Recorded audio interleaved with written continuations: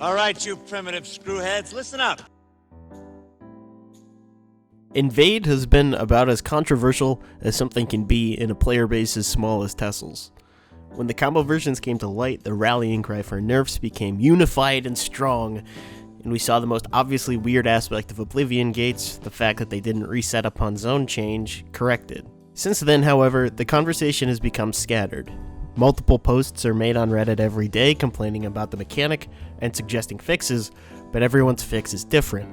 The topic at the moment is basically a 5-year-old kid telling his mom that it hurts, but changing their answer every time mom asks for details. So the goal of this video is to put an end to the vague and splintered nature of the Invade criticism. Let's talk about exactly what Invade is in its current state, and exactly what the problematic parts are. The first thing we need to do is make an important distinction. There is not one Invade deck. This is the part about this whole thing that bugs me the most. There are two very distinct Invade decks, and they each represent different degrees of problem. They look very much the same from a distance, but get up close and you'll find that one is a poorly made but functional grilled cheese sandwich, and the other is the same grilled cheese sandwich left in a dumpster for a few days. Eating either one of them is going to represent a problem, but one of them represents a much bigger problem. These two decks are Combo Invade and... I don't actually know what to call the other one. Standard Invade? One Gate Invade? For the purpose of this video, we'll just call it the DMV because it's very linear. Combo Invade seeks to bounce a gate to hand so it can spawn a second and double up on Invade procs. This basically cuts everything that isn't a Daedra, a bounce, an Invade, or cycle, and its goal is to win games on turn 7 or 8 by making a massive unbeatable board full of mini Dagoth Urs. The DMV focuses more on playing a tempo game, playing out its Invade cards on curve and trying to snowball a gate from the get-go. If it gets removed, it's a pretty big setback, although it can certainly reset just due to the high density of Invade cards in the deck. As I said before, it primarily focuses on just one Oblivion Gate, although it still might run bounces to prevent it from getting sniped for no value. So why is it important to make the distinction between these two? Simple. One of them is really good, the other one isn't. I understand the complaints surrounding the DMV, I genuinely do. I've spoken out against extreme RNG in the past on this very channel, and while the combo versions are mostly absent of this RNG by virtue of getting all of the keywords anyway, the DMV will frequently sit at 1 or 2 keyword gates and hope to get a roll that saves them. It's not good design, and I'm not going to argue that point. But to put it simply, the deck just isn't that good.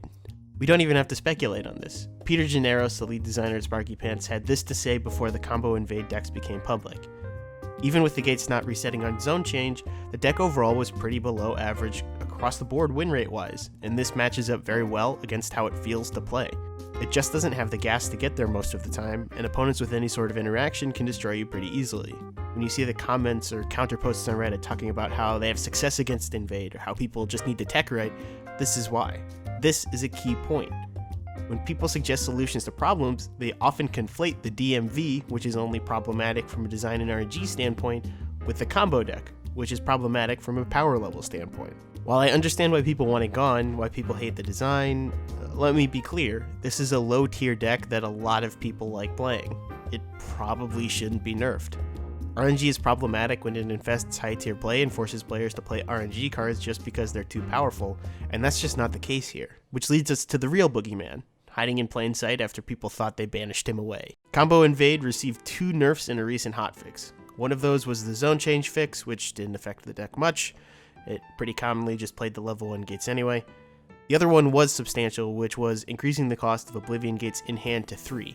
It was easy to look at these changes and assume that the deck was dead. The deck is still incredibly powerful. It's not the tier 0 monster it was before, but it's easily on par with past combo decks that have represented issues. It stands as quite a bit stronger than Market Assassin, for example, was upon its nerf. Hell, when you draw Fear Totem, the deck functions exactly as it did before by giving you a 0 mana gate.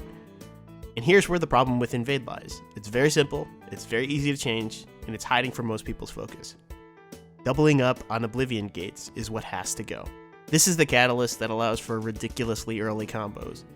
Yes, the cost reduction aspect shares almost equal blame, but cost reduction as limited as your Daedra costs 1 less isn't inherently problematic. It's when that cost reduction is stackable is when it becomes abusable, and that's the engine that makes this bullshit machine run. As with most combo decks in the history of this game, the most broken aspect of it is the ability to play all of your cards in one turn thanks to being able to stack this reduction, as well as hitting max keywords much faster since, again, you're doubling up. The 3-cost bump to Oblivion Gates did a lot of good things for the combo deck.